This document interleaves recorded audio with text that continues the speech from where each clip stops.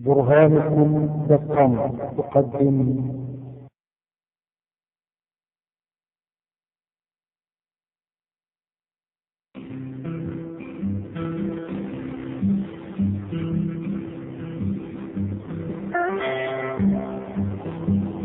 Caddo Mills is a one-horse town on Route 66. It's got one gas station, one grocery store, 6 churches, and one white Muslim.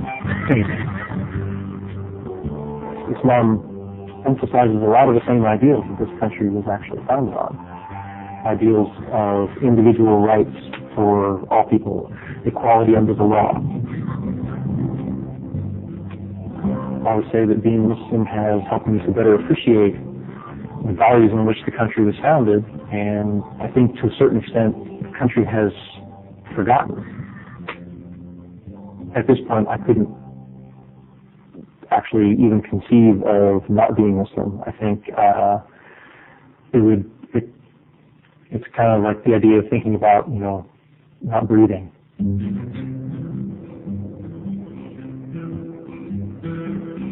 There's a lot of pressure to not convert to Islam.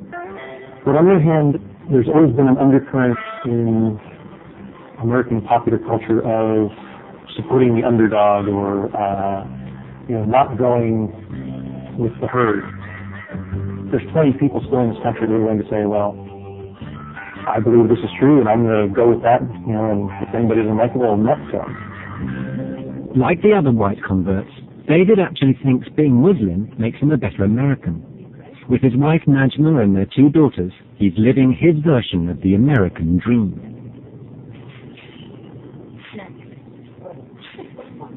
But is it tough being the only Muslim family in town? Do people look at us? Yeah, they do. It's so common now that I really hardly even notice it.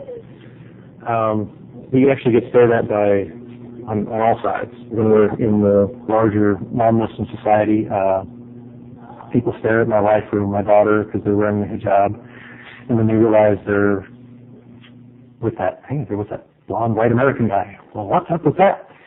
So they instead of staring at them, they start staring at me, and then they start staring at all of us. And it kind of goes the other way in the Muslim community. Here's this blonde white guy, and well, who's he? He's with her. Well, what's going on there? So we kind of get stared at from all sides, but most people are pretty polite about it. They try not to stare. People out here, if anything, are more tolerant than the people in the city. The stereotype of the southern bigot is really pretty unfair.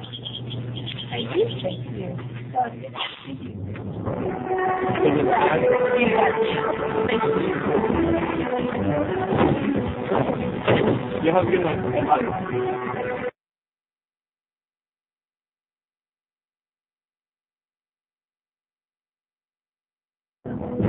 So, if Texans can be Muslim, could America turn Muslim too?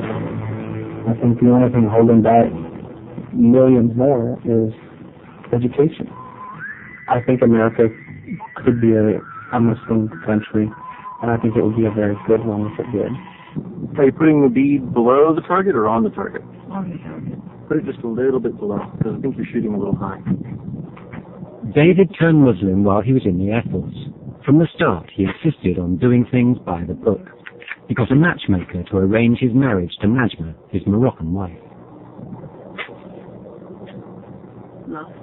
Najma was shocked to discover that David, the convert, was very particular about how a Muslim should behave.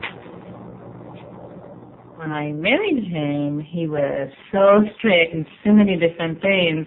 I had a really hard time accepting he's telling me what to do. I was raised as a Muslim. No, he's telling me not to do certain stuff. And when we met, I wasn't wearing my scarf that time. And so I started wearing my scarf. Well, actually, before we got married. Yeah, I said I would work on it. Yeah, I said I would work on it. But I wasn't expecting to start learning right away. And I wanted to wear the hijab. I want to practice the religion properly.